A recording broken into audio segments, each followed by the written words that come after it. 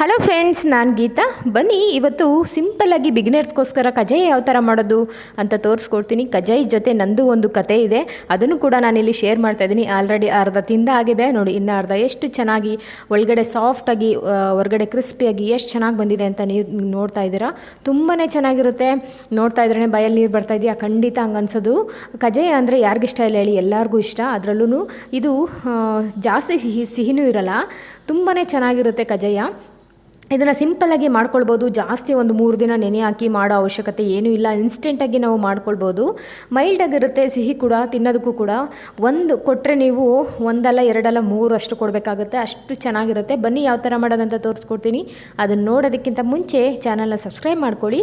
1 ಲೋಟದಷ್ಟು ನಾನು ರೇಷನ್ ಅಕ್ಕಿ, ಸೊಸೈಟಿ ಅಕ್ಕಿ ಅಂತ ಕೂಡ ಹೇಳ್ತೀವಲ್ವ, ಅದನ್ನು ನಾನು ತೊಗೊಂಡಿದ್ದೀನಿ. ಸ್ವಲ್ಪ ದಪ್ಪ ಬರುತ್ತಲ್ವ, ಅದು ಚೆನ್ನಾಗಾಗುತ್ತೆ. ಪ್ರತಿ ಸಲ ನಾನು ಮಾಡಬೇಕಾದ್ರೂ ಇದೇ ಅಕ್ಕಿನಲ್ಲಿ ಮಾಡ್ತೀನಿ. 1 ಲೋಟದಷ್ಟು ನಾನು ತೊಗೊಂಡಿದ್ದೀನಿ. ಇದನ್ನು ಒಂದು 2.5 3 ಗಂಟೆಗಳ ಕಾಲ ನೆನೆ ಹಾಕ್ಕೊಳ್ಬೇಕಾಗುತ್ತೆ. ಇನ್ಸ್ಟೆಂಟಾಗಿ ಮಾಡ್ಕೊಳ್ಬೋದು.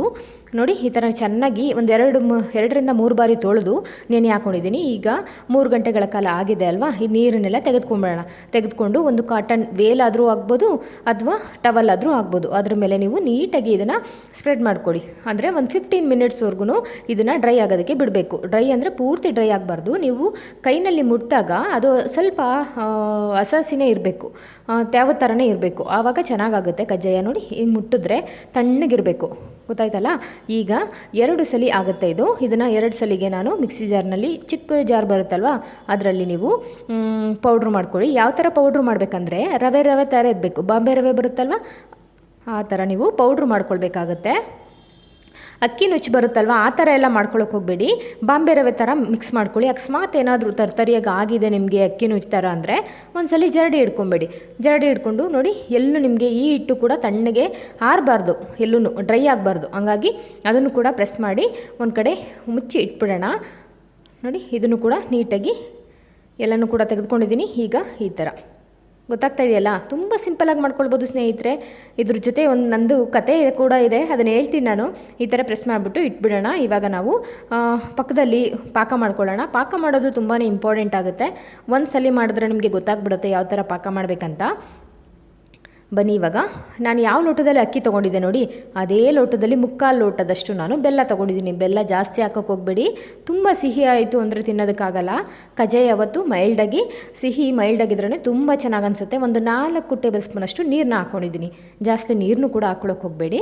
ಇದನ್ನು ಪೂರ್ತಿಯಾಗಿ ಬೆಲ್ಲ ಕರಗಬೇಕು. ಕರಗಿ ಯಾವ ಥರ ಆಗಬೇಕಂದ್ರೆ ಒಂದೆಳೆ ಪಾಕ ಬರಬೇಕು. ಯಾವ ಥರ ಅಂತ ಕೂಡ ನಿಮಗೆ ತೋರಿಸ್ಕೊಡ್ತೀನಿ. ಒಂದು ಬಟ್ಲಲ್ಲಿ ನೀರಿಟ್ಕೊಂಡು ಒಂದು ಹನಿ ಆ ಪಾಕನ ಹಾಕಿದ್ರೆ ಎಲ್ಲೂ ಕೂಡ ಅದು ಸ್ಪ್ರೆಡ್ ಆಗಬಾರ್ದು. ಒಂದು ಉಂಡೆ ಥರ, ಜಲ್ಲಿ ಉಂಡೆ ಥರ ಬರಬೇಕು. ಗೊತ್ತಾಗ್ತಾ ಇದೆಯಲ್ಲ? ನಾನು ಅಲ್ಲಲ್ಲಿ ಚೆಕ್ ಮಾಡ್ಕೊಳ್ತಾ ಇದ್ದೀನಿ. ಈಗ ಆಗಿದೆ.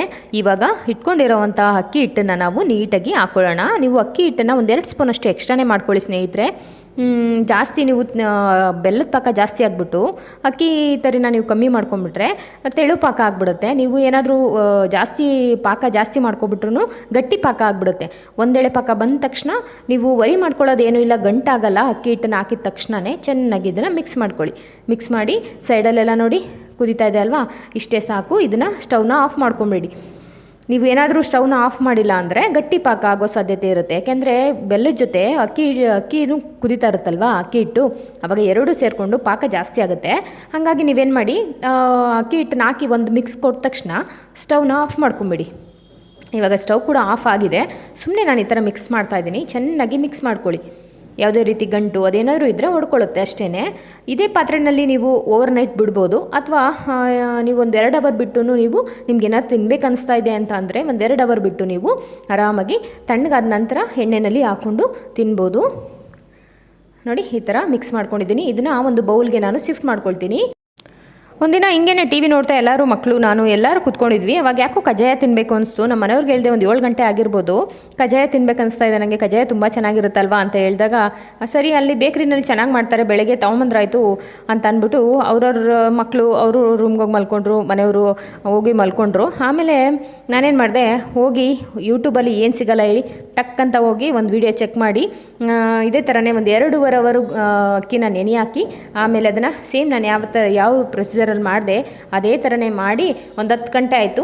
11 ಗಂಟೆವರೆಗೂ ತಣ್ಣಗಾಯಿತು. 11 ಗಂಟೆಗೆ ಕಜ್ಜಾಯನ ಬಿಸಿ ಬಿಸಿ ಕಜ್ಜಾಯ ಮಾಡಿ ಒಂದೆರಡು ತಿಂದ್ಬಿಟ್ಟು ಮಲ್ಕೊಂಡೆ. ನೋಡಿ ಈ ಥರ ಆಗಿದೆ. ಆಮೇಲೆ ನಾನೇನು ಮಾಡಿದೆ, ಬೆಳಗ್ಗೆ 6 ಗಂಟೆಗೆ ಎದ್ಬಿಟ್ಟು ಮಕ್ಳಿಗೊಂದೆರಡು ಮಾಡಿಡೋಣ ಅಂತ ಅಂದ್ಬಿಟ್ಟು ಕಜ್ಜಾಯ ಎಲ್ಲ ಮಾಡ್ತಾಯಿದ್ದೆ.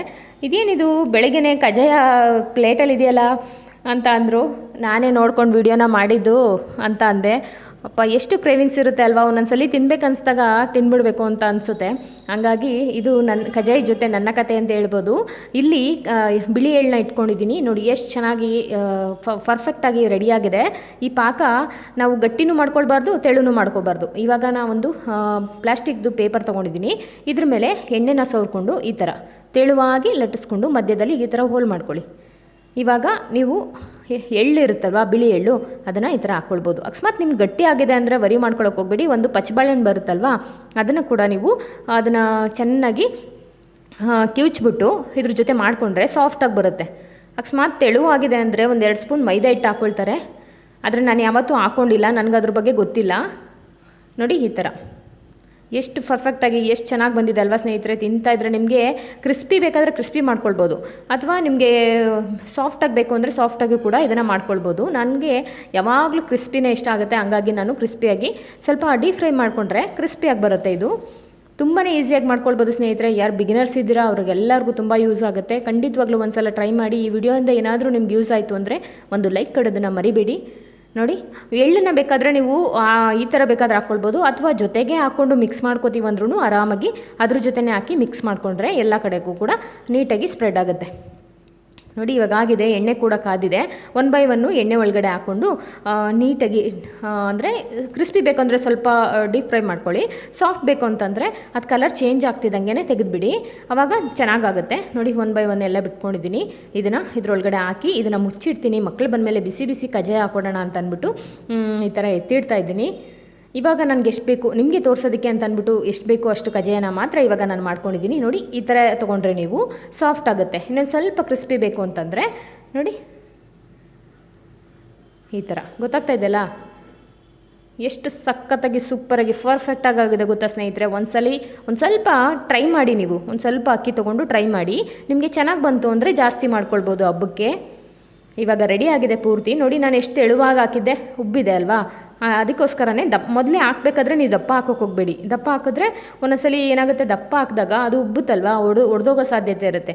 ಹಾಗಾಗಿ ತೆಳುವಾಗಿ ಹಾಕ್ಕೊಳ್ಳಿ. ನೋಡಿ ಚೆನ್ನಾಗಿ ಕಾಣಿಸ್ತಾ ಇದೆ ಅಲ್ವಾ. ರುಚಿ ಕೂಡ ಅದ್ಭುತವಾಗಿದೆ ಸ್ನೇಹಿತರೆ. ಆಲ್ರೆಡಿ ಅರ್ಧ ಖಾಲಿ ಆಗಿದೆ ಅದರಲ್ಲಿ. ನೀವು ಕೂಡ ಟ್ರೈ ಮಾಡಿ. ಈ ಹಬ್ಬದಲ್ಲಿ ಹೇಗೆ ಬಂದು ಅಂತ ತಿಳಿಸೋದನ್ನು ಮರಿಬೇಡಿ. ನನಗಂತೂ ಫೇವ್ರೆಟ್ ಅಂದರೆ ಫೇವ್ರೆಟು ಇದು. ನೋಡಿ ಎಷ್ಟು ಸಾಫ್ಟಾಗಿ ಕ್ರಿಸ್ಪಿಯಾಗಿ ಎಷ್ಟು ಚೆನ್ನಾಗಿ ಬಂದಿದೆ. ಸೂಪರಾಗಿದೆ ಸ್ನೇಹಿತರೆ. ಒಂದ್ಸಲಿ ಟ್ರೈ ಮಾಡಿ. Thank you for watching. Thank you.